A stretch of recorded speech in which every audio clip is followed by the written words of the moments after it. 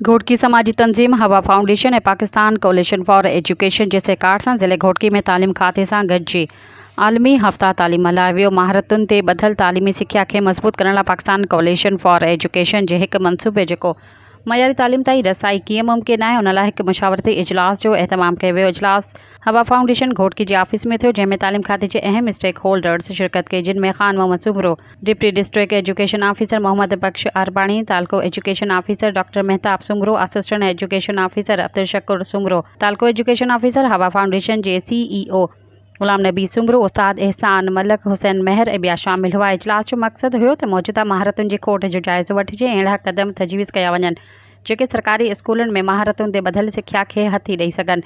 इजलास में शिरकत कंदड़नि अॼु जे शागिर्दनि लाइ ज़रूरी 21वीं सदीअ जूं महारतूं जीअं त डिजिटल ख़वानदगी, तनक़ीदी सोच ऐं माहौलियाती शौर बाबति ॻाल्हि ॿोल कई।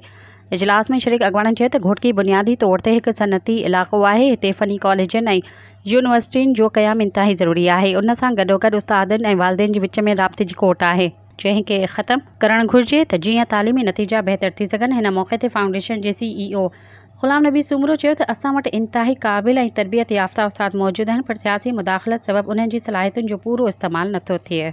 सब्सक्राइब कयो अवामी न्यूज़ HD खे ऐं ताज़ा तरीन ख़बरुनि लाइ ॾिसंदा रहो अवामी न्यूज़ HD।